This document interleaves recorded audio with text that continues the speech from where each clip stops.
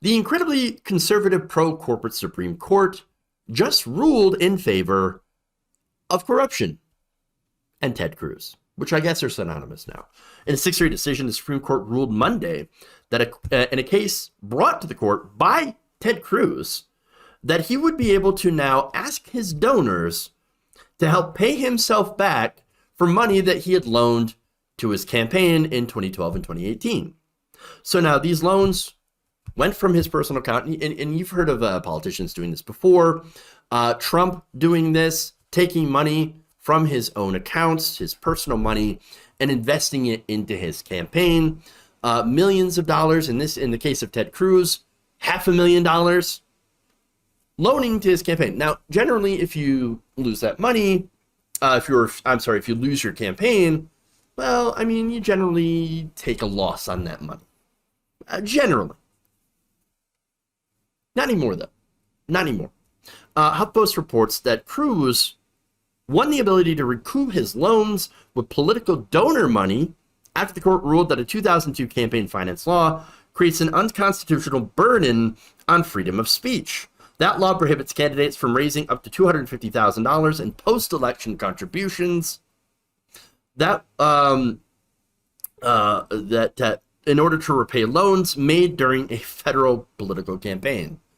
So now the court's decision could create a new way for political candidates to finance their campaigns through personal loans that would then be paid back later by the donors. Gee, I wonder if that creates the appearance of corruption. Oh, right. It also, according to HuffPost, could enable politicians to personally make money on their campaigns by charging interest on loans later repaid by political donors. That seems to be the most insane things. I wonder who's going to talk about this today. Mainstream media going to talk about this?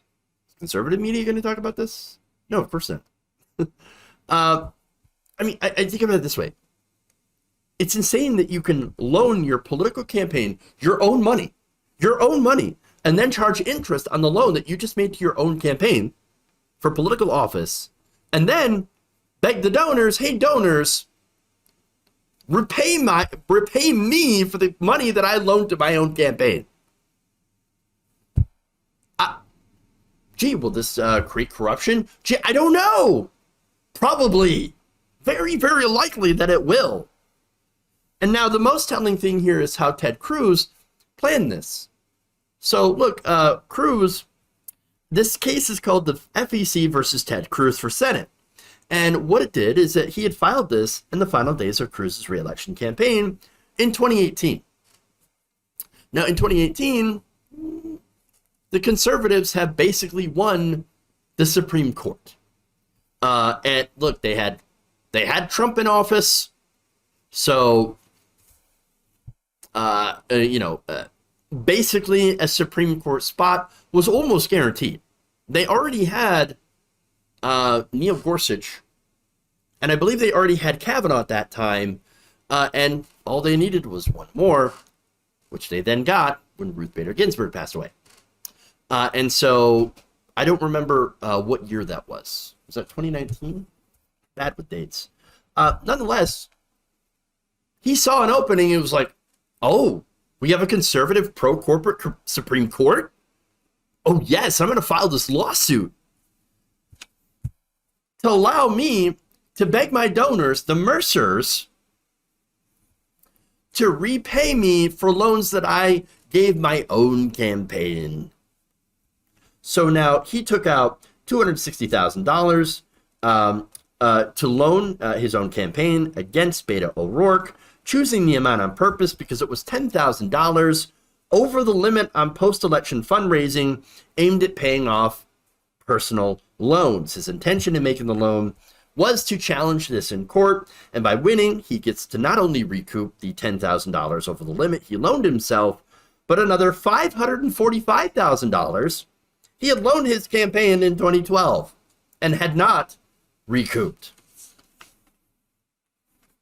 That limit, by the way, was intended to curb any corruption as part of the 2002 McCain-Feingold bill, The justification for these limitations is that post-election contributions to a candidate, particularly a winning candidate, to help them pay a loan present an increased potential for corruption or the appearance of corruption, because when a campaign uses a contribution to repay the candidate's loan, every dollar given by the contributor ultimately goes back into the candidate's pocket, the Justice Department argued in a brief to the court.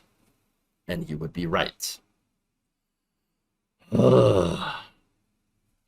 It is a literal payoff, is what we have.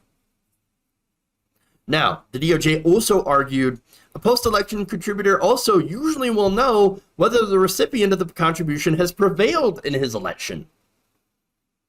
The contributor, therefore, can know rather than merely hope that the recipient will be in a position to do him favors, official favors. Elena Kagan also noted this in a dissent, joined by Justice Stephen Breyer and Sonia Sotomayor, saying, and as they paid him, so he will pay them. In the coming months and years, they receive government benefits, maybe favorable legislation, maybe prized appointments, maybe lucrative contracts. The politician is happy, the donors are happy. The only loser is the public. Of course, this is exactly what's been going on anyway. It inevitably suffers from government corruption. In striking down the law today, the court greenlights all the sordid bargains Congress thought right to stop. Gee, I wonder if those bargains included SCOTUS seats.